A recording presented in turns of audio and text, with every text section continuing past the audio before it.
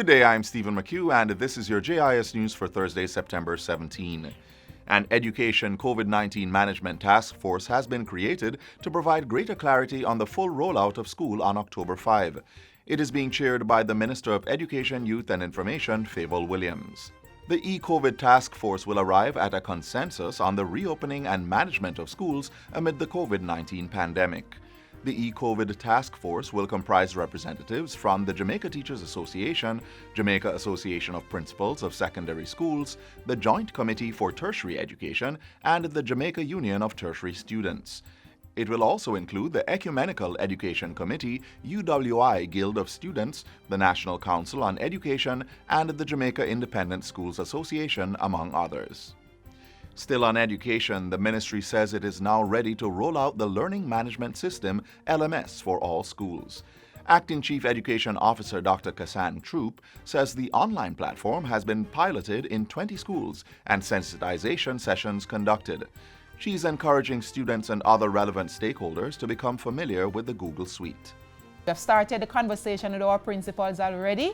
We have demonstrated what is possible for them, and they're excited. So the ministry is working, we are listening, we are consulting, and we will never take any decision that will compromise your learning or your safety.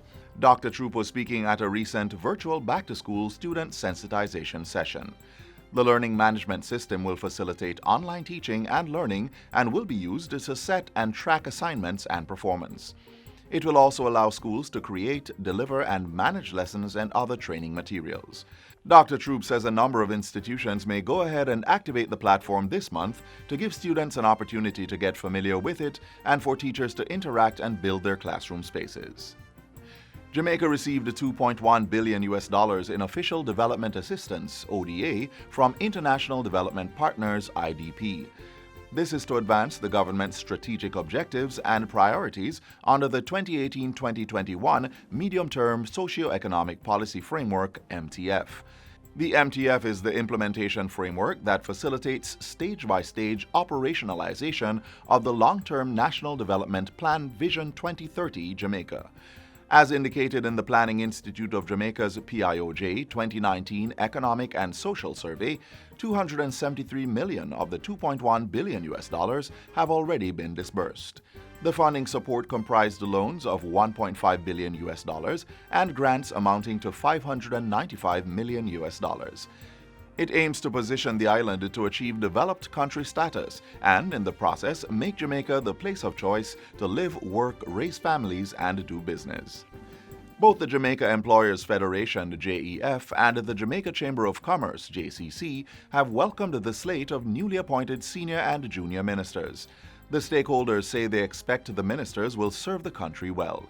President of the JCC, Lloyd Distant Jr., says the cabinet is well balanced and he is pleased to see that some of the relative newcomers have been given an opportunity to serve. I believe that there are certainly positive signs of succession planning being contemplated.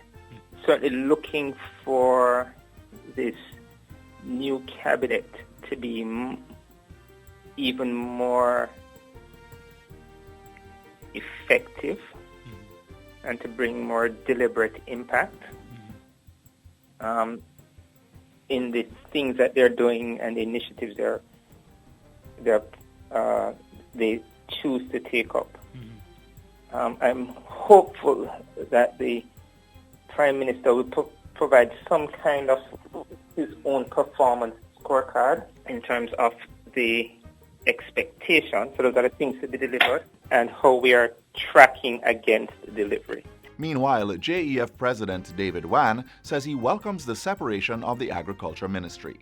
It was previously part of the Ministry of Industry and Commerce, headed by Minister Audley Shaw. I think it was a good move. I think it was too complex for any one minister to handle all those. Yeah.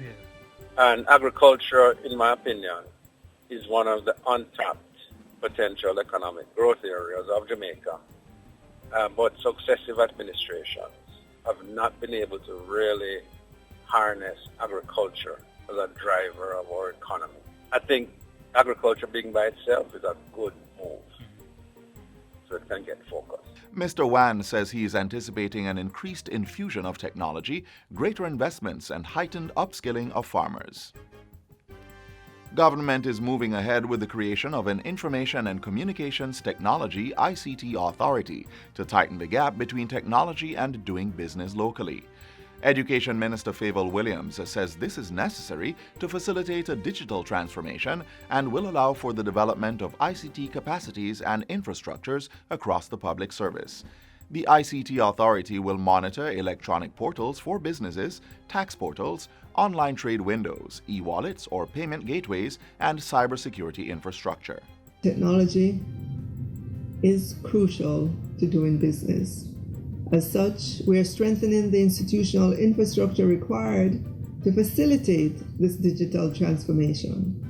We're looking at the creation of the ICT Authority. Minister Williams was speaking recently at the rollout of Flow Foundation's Digital Education Entrepreneurship Program. And finally, Councillor for the Montego Bay North Division in St. James, Leroy Williams, is the new mayor of the second city. He was installed at a special sitting of the St. James Municipal Corporation at the Montego Bay Cultural Centre in Sam Sharp Square, Montego Bay, St. James on Sunday. Mr. Williams, who will also serve as chairman of the municipal corporation, replaces Homer Davis, who stepped down from the post after being elected as Member of Parliament for St. James Southern in the September 3 general election. Councillor Williams says he is humbled by the confidence placed in him by his colleagues to serve as head of the municipal corporation.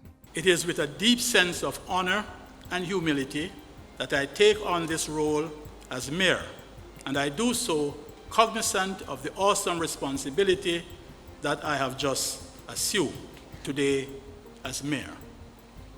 Today, I give the commitment that I'm totally focused on the task of helping to push an agenda of development and prosperity for the people of St. James, and I will do so transparently, unbiased, and within the laws of the country and the rules and regulations of the Local Governance Act. Councillor for the Montego Bay South Division, Richard Vernon, was elected to serve as Deputy Mayor. And that's it for JIS News Today. I'm Stephen McHugh. Thanks for watching.